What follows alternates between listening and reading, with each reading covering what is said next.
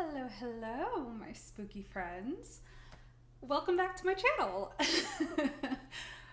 It's been a little while. I'm just gonna do a brief life update for y'all before jumping into these books because we got a lot of them. Since you last saw me, which was probably around June 2023, I have successfully defended my PhD in biochemistry and am about to start a postdoc in structural biology, learning cryo-EM, and I am very hyped. Okay, anyway, I'm doing great. Sorry I didn't post. Just didn't have it in me. Let's get into some spooky reads. All right, if you are new around here, I love spooky season. I did my best. I had like a day to set this up. It's a work in progress, but I love everything spooky, everything horror. So I've just been binging horror movies and TV shows, and of course, books. I had so many books from the last 2 years.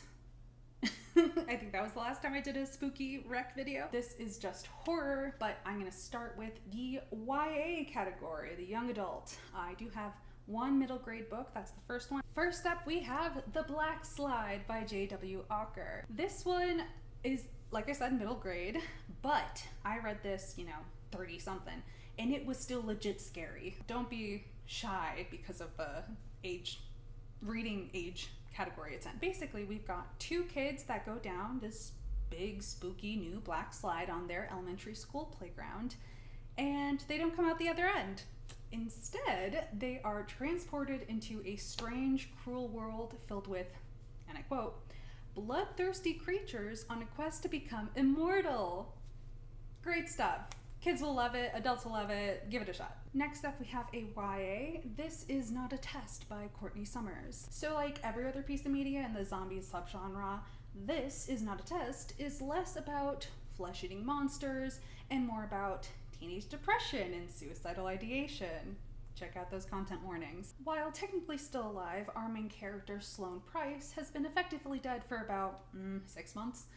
This is a repercussion of some horrible life-changing event that is, plot spoiler. But now there's a zombie outbreak. So Sloane has bunkered up in the high school along with 5 other kids, but she legit would rather just not survive the zombie apocalypse.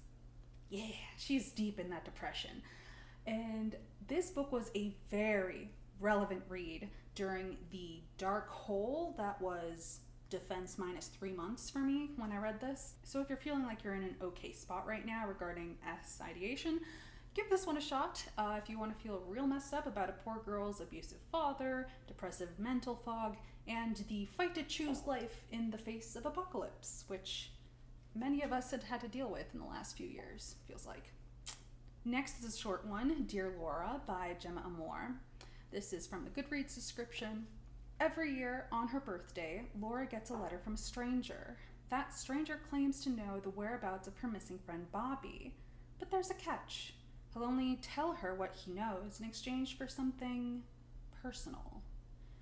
Heads up, that is a tooth in his hand in the book cover, so if that gives you an idea of where this is going. Yeah, and it's only 111 pages. It absolutely flies by. Great pacing. Next up is a pretty well-known author in this spooky horror space. This is Grady Hendrix's My Best Friend's Exorcism. I very much wish I could have put this book in the next category, but it had to be more gay, and it just wasn't, and it's fine, but, preferences. So this one's about 2 fifth-grade girlies being best friends and growing up in the 80s. But then when they go to high school, one of the friends, Gretchen, starts acting different. And then Abby, the other best friend, works tirelessly to save Gretchen from what she has deduced has to be some sort of demon that has possessed her friend, because why is she doing all these crazy things? Very much not in character. Okay, so technically this book works perfectly fine as a platonic girl friendship. But imagine if it was sapphic.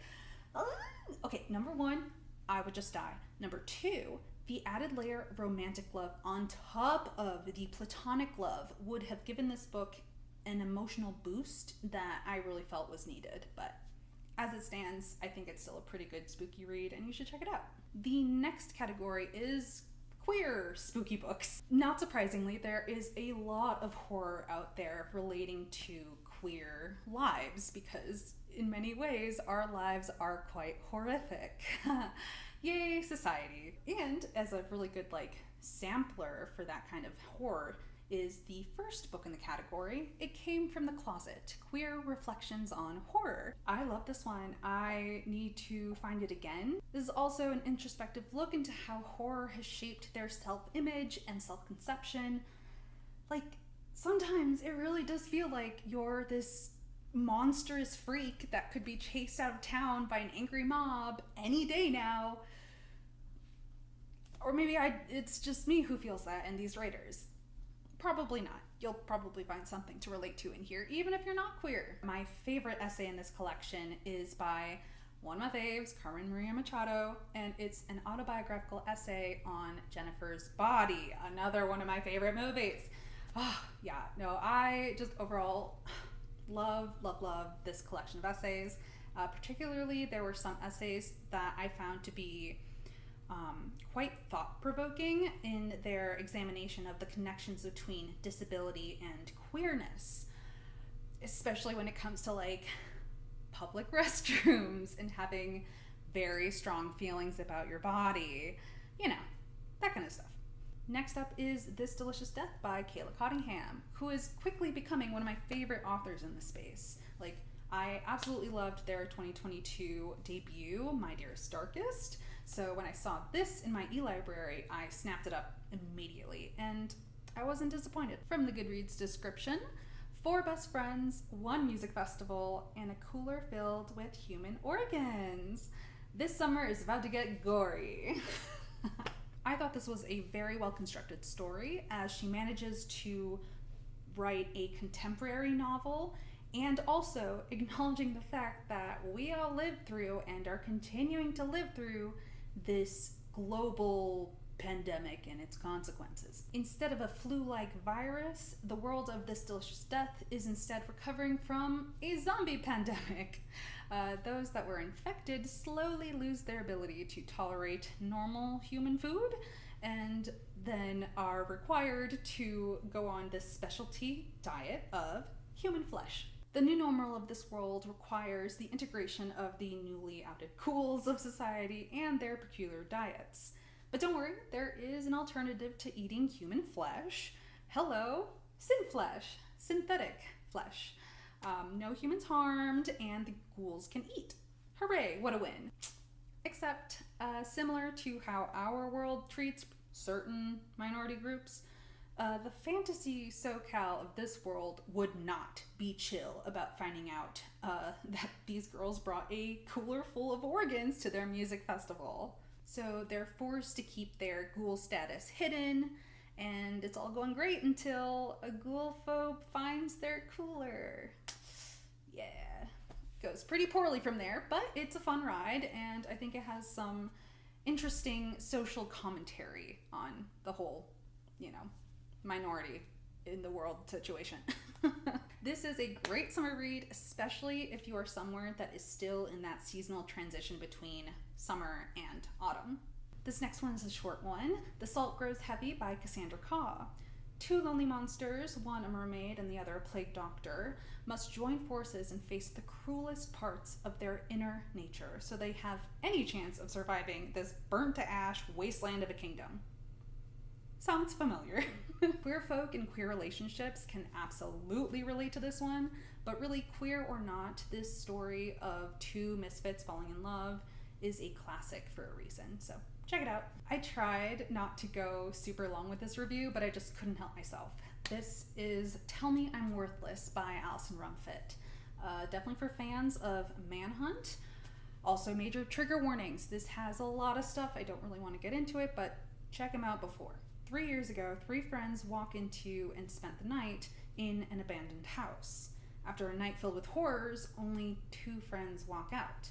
Now in present day, one of the surviving friends is struggling with insomnia due to troubling nightmares which torment her with memories from that night. And the only way to get them to stop is to put their differences aside with the other friend and work together to rescue that 3rd friend that has been stuck in the painful clutches of the house ever since that one awful night. This story is ridiculously trans and very traumatic. Everyone involved is going to need a lot of therapy after this. To give you an idea, here's a couple quotes. No live organism can continue to exist compassionately under conditions of absolute fascism. Even the birds in Italy under Mussolini were observed to take part in rallies and violence. Next is a longer one. Now, if 3 girls enter a house and only 2 leave, who is to blame? If both girls tell a different story, but you read online that you have to believe women, what do? Do you decide that one of them is a woman and one isn't, so you can believe one of them but not the other? Do you take the side of the woman who is most like you, or the most intersectional one? But one is rich and white and trans, and the other is rich and Asian and lesbian and cis? Fuck, who wins here? In the end, it's so hard to choose where your sympathies settle. So you go online and find an intersectionality score calculator on the internet. Numbers have been known to lie. Numbers have been known to show bias. Statistics often have racist undertones, for example. So there's just 2 girls leaving a house, and maybe you don't have to take a side. Maybe you can empathize with them both and hope they get the therapy and help they need and can learn to forgive one another. But no, you can't do that. This book has a lot to say about women and gender and blame and, empathy for people that are unlike yourself. Alison Rumfitt does a phenomenal job of forcing the readers to face their own biases and then helps them get going in the right direction. Rumfitt is asking us, literally you and me, her readers, to learn to forgive. Learn how to forgive each other. Learn how to forgive yourself. It all necessitates empathy.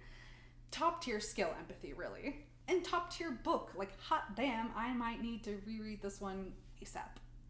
It's very good. Please check it out. Next up, we have Camp Damascus by Chuck Tingle. Yes, that Chuck Tingle. I'm kind of glad. I had no idea what was going on in the beginning, but I had fun figuring it out, so I'm gonna be extra vague on this one. A young woman living in Neverton, Montana, with her demanding parents, is trying to figure out why she keeps puking up moths. Blech. Like every other queer horror, you should probably check out trigger warnings. This one's not as bad as others, but just in case. Check them out. Next up is a classic, Carmela by Joseph Thomas Sheridan Le Fanu. One moonlit night, a young girl is visited by a beautiful lesbian vampire, and boom! The original century-and-a-half-old trope of lesbian vampire is born. My favorite fact about this classic is that it is one of the first written depictions of vampires the way we recognize them today, predating Bram Stoker's Dracula by 25 years. In fact, it is known as one of the sources of Dracula's inspiration. Yay. I don't know, it just makes me happy. And next, we have a modern-day reinterpretation of the classic Carmela. This is An Education in Malice by S.T. Gibson, another one of my up-and-coming favorite authors. She did, what is it? I straight up cannot remember the name of this book. It's this one. I loved it. I really liked this Goodreads review. Sumptuous and addictive, An Education in Malice is a dark academia tale of blood, secrets, and insatiable hungers. 2 young women attending the mysterious and prestigious Massachusetts St. Perpetua's College become rivals in both poetry and love. A problematic love. You see, we have these 2 young college girls fighting over their hot, confident, demanding poetry professor, Professor de La Fontaine, who is way too old to be interested in these young women. What the hell? There's some issues in that age gap. Trust me. Yeah, it's gonna go pretty poorly for these girls, but that is not their end. They learned to grow from it, I guess, in a little bit, in some interesting ways. It's great, very gay, fantastic adaptation. So the next category I have made Hispanic and particularly Mexican focused horror tales. First up is Our Shadows Have Claws, another collection for you. This time it's 15 Latin American monster stories. Growing up, I loved hearing the various monster tales from Mexican and Hispanic culture, including La Chupacabra and La Llorona, so I was already primed to love this book. Plus, I got to read a variety of horror stories that introduced me to cryptids and monsters from other Latin American communities, and that was really cool too, so check this one out. This next book is from another favorite author of mine. This is Silver Nitrate by Silvia Moreno Garcia. This is a Mexican historical fiction where a talented but overlooked film editor and her actor friend get caught up in mystical horror movies and Nazi occultism. I loved this book, but not everyone will. I convinced my cousin to buy it and she was pretty meh on it, but I still think you should give this one a shot, but maybe check it out from your library first. Next we have Piñata by Leopoldo Gu. This terrifying tale of possession warns us about how actions taken in the past can have tragic consequences when they return to haunt us in the present. A single mom and her 2 daughters relocate from New York City to the mom's home country of Mexico. She has been put in charge of overseeing the renovation of this ancient cathedral into a boutique hotel. An on-site accident reveals a long, hidden-away room filled with sacred objects that look decidedly not Catholic. I really liked how Gu connected ancient colonialism to modern-day colonialism, aka gentrification, that boutique hotel thing. Yeah, I've been really enjoying reading about that sort of thing, especially in the context of Mexican gentrification. So check this one out. It's also pretty short. Next, we have an honorable mention that I actually was not able to finish it because it was so spooky. This is The Haunting of Alejandra by V. Castro. She is the author of My Beloved Goddess of Filth. Need to reread it. And this is another great Mexican-American horror tale from her. Alejandra, a wife and mother, is haunted by the Mexican folk demon La Llorona as she unravels her family's dark secrets. Like I said, I grew up loving ghost stories, including La Llorona, but what stopped me from being able to continue this book last fall, it hit way too close to home. Becoming a fully grown woman in my own right has made me realize that those folk cryptids often have real-world embodiments, like how a loving mother and wife can be stressed beyond her breaking point and ends up drowning her kids just to make the pain stop.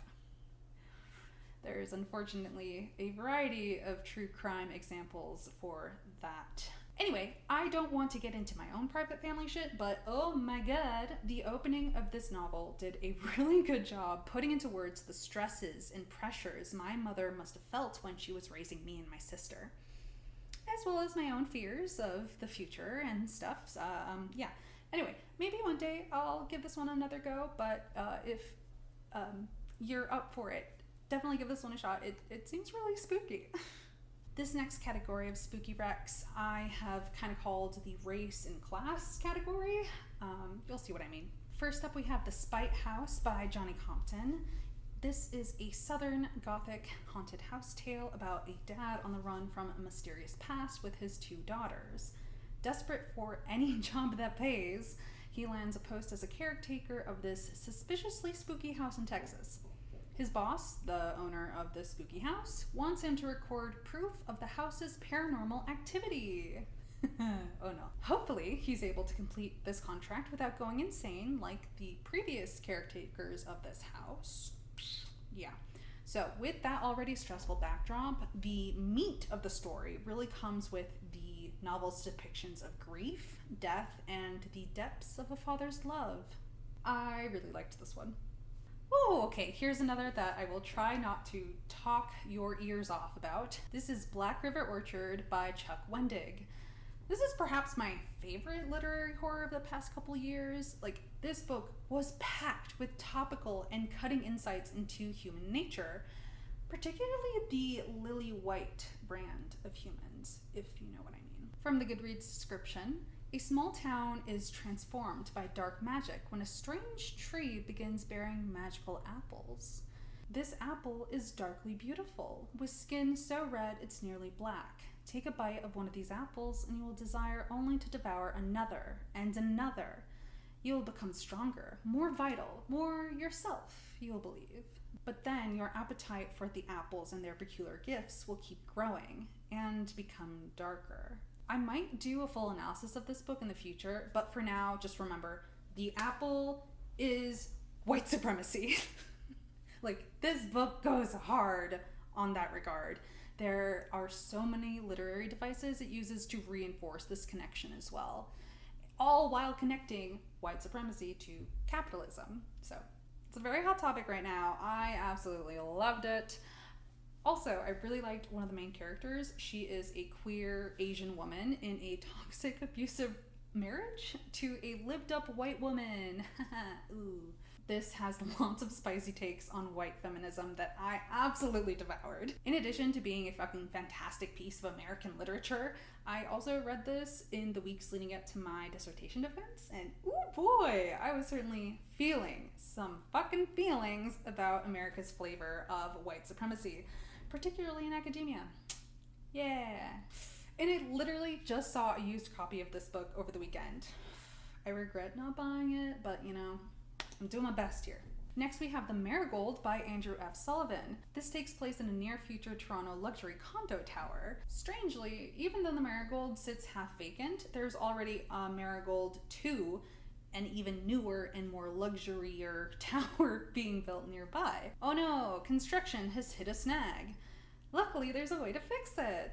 The dastardly real estate developers just need one teensy-weensy human sacrifice. Is that too much to ask? Yeah, this was a fun read that dunks on slumlords, and I'm all about that. Next, we have a book that is pretty clear in its messaging. This is We Cast a Shadow by Maurice Carlos Ruffin. While technically this is a satire sci-fi of the future American South, where an experimental medical procedure can literally turn people white. At the same time, this is also a critique of our current day real world, like a lot of sci-fi is, you know? Y'all, it's really racist out here! Similar to our world right now, the dystopian world of We Cast a Shadow is plagued by resurgent racism, segregation, and expanding private prisons. Given those circumstances, can you really blame a father for bleaching his black biracial son? Well, yeah, I think you can. It's complicated, but you probably shouldn't be bleaching your son. And there's also the feelings of erasure and forced code switching that many high-achieving black boys struggle with, and this book talks a lot about that. Notably, it shocked me. This book was released in 2019, but it hits even harder today, you know? It like, all this stuff that it's talking about, it continues to be an issue, and it's on the rise. Yeah. The next category is family, one of my favorite topics. First, we have A House with Good Bones by T. Kingfisher. I'll start off by saying that this one was not necessarily my favorite from T. Kingfisher, but I still did enjoy my time with it. Here we have a Southern Gothic horror that explores the dark, twisted roots lurking just beneath the veneer of a perfect home and family. A young woman returns to her childhood home to find her once warm and welcoming house has been stripped and painted a stark white. And her mother doesn't seem to be doing so hot either. This one does lean more on the cozy, spooky side rather than intense horror scenes. Next, we have The Book of Accidents by Chuck Wendig. This I read before the Black River Orchard. I definitely like that one more, but this one was still really good. Here we have two parents that move back to their hometown in rural Pennsylvania with their young son, Oliver. Neither of them have particularly good memories about their hometown. There's a lot of repressed trauma that they have to unpack in order to prevent a similar misfortune from happening to their son. And there's already a weird dark presence surrounding that kid, so they're gonna need to do something about that. This turned out to be a surprise favorite mystery thriller of mine that I read last year. The supernatural elements integrated throughout a captivating familial tale about breaking the cycle of abuse really put this one over the top for me. Oh, another good one. I mean, they're all good, that's why I'm recommending them. Anyway, this is Bad Cree by Jessica Johns. This is a supernatural horror story about a young Cree woman living in Canada and her family having to figure out how to process and heal from the untimely death of her sister. Some family members, like our main character, run from the past and refuse to face their feelings of guilt, while other family members have been steeped in the grief and loss of the sister since it happened. I love this one so much, I made my sister and cousin read it, so you should too. And the last category of books is simply other. I didn't feel like they had themes that fit fit into the other categories, so here's the rest of them. First we have 14 by Peter Clines. Who among us hasn't considered saving big bucks on rent by taking a cheap but modest apartment? In LA? In this economy? Well, of course. Well, I mean, it does have some downsides. There are randomly padlocked doors, strange light fixtures, and fluorescent green mutant cockroaches. Yeah, not ideal, but like, what are you gonna do? Our main character Nate is so broke, this will just have to do. At least for now. So he moves in, but then he gets to chatting with his neighbors in the building and they start connecting some dots. The picture that they're all painting together is concerning. Yeah, those green mutant cockroaches, not normal. Definitely not, even for, almost condemned buildings. This was a fun one. It definitely has like a eldritch spin to it, so yeah, check it out. If you're looking for something short that'll keep your attention all the way through, may I suggest The Scourge Between Stars by Ness Brown. So our main character Jacqueline is dealing with a lot right now. She has had to step into the role of acting captain of a doomed starship. In her hands, she holds the last remaining humans, hoping and praying that they make it back to Earth. They were refugees from a failed colony on a distant planet. Yeah, all that is stressful enough on its own. But on top of that, Jacqueline also has to hunt down a mysterious threat that is picking up members of her crew in a decidedly grim and bloody fashion. It's only 165 pages. Give it a shot. Next up, we have a translated work from Dutch, Hex by Thomas Oldhuvet. A beautiful Hudson Valley town has a spooky quirk. It's haunted by a 17th century witch whose eyes and mouth are sewn shut. Despite that, she can traverse the streets and enter people's homes seemingly as she pleases. The townsfolk believe that she's responsible for the doom of the town and its residents. There's some sort of like curse thing going on. A group of the town's youths decide to investigate her haunting by using a high-tech surveillance equipment setup in hopes of finding a way to break her curse.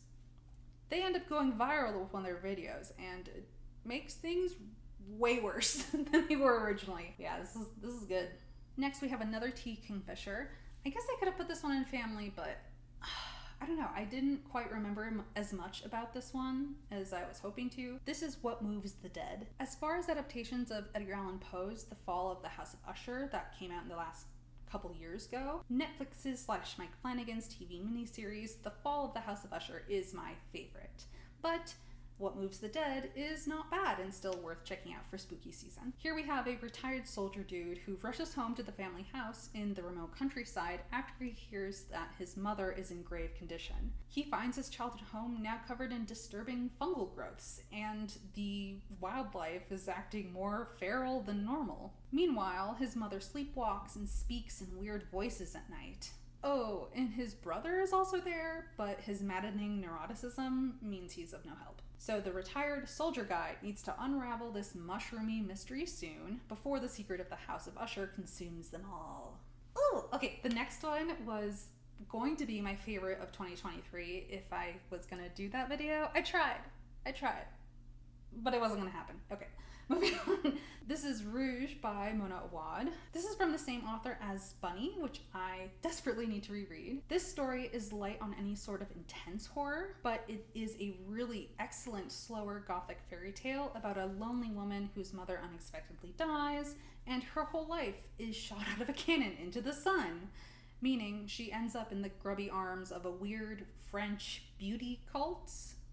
I definitely need to reread this one to fully understand it, but I think its themes are pretty clear on the first read through. And I thought it was gorgeous and spooky and enchanting and great for spooky season. And we're gonna end it off with some graphic novels. Here we have Happiness, Volume 1 by Shuzo Oshimi. This is the same author as Blood on the Tracks. I don't know if I ever talked about this one. I read it like a couple winters ago. It's a story about how a very fucked up lady is forced to become a mother, and is surprisingly a pretty fucking awful mother. This story is largely through the point of view of the young son of the mother and how his fucked up mom has had immeasurable consequences on his life and his family's life too. Like, it's a hot mess, and I think it's still going on. Oh yeah, that one's a lot. Back to the one we were talking about. This is Happiness, a graphic novel series about the horrors of high school and coming to terms with the consequences of choosing to become a vampire for a cute girl. You know how it goes. Crushes and all that. Young love. Ugh. I've only read the first volume, but I liked it enough that I do want to continue it eventually. And last we have The Drifting Classroom by Kazuo Umezu. I've only read the first volume of 4 in this series, but hot damn, what an opener. A massive earthquake in Japan somehow causes an elementary school to be transported into a hostile world where the students and teachers are besieged by terrifying creatures and beset by madness. That's pretty accurate, I think. Technically, this is a spoiler, so skip ahead a little bit if you want. But anyway, this happens fairly early on. The teachers/adults lose their fucking minds and kill each other, leaving these elementary school students to fend for themselves. Basically, they have to restart society with like zero guidance. And as expected, shit gets bad real fast. Normally, I can fly through a graphic novel, but this one was so disturbing and brutal that I needed a day or two between chapters, or even between some horrifying scenes, because it was just, a little bit too much to deal with. So if that sounds up your alley, give it a shot. Okay, that was a lot of books. Definitely a bit rambly there, I think. Maybe, I don't know, I did my best. It's been a while since I've written any length of reviews, even like just the bunch of mini ones literally took me like a full day of writing to get through. So thank you very much for watching this video, especially if you made it all the way to the end. I had a lot of fun writing these reviews and filming this, and hopefully I'll have fun editing it. We'll see. But I am really excited that I finally have the time and energy and space to do these videos again. And hopefully you'll see me again soon with my mystery thrillers / cozy spooky recommendations. But either way, I hope you all have a wonderful week. Do something nice for yourselves, do something nice for others, like giving out random flowers or cookies or whatever you want to give out to people. Maybe just smiles and compliments. Like, I don't know, I'm in the mood to be happy and build community, I guess. So you do whatever you can to do those things too. And I'll see you in the next one. Bye!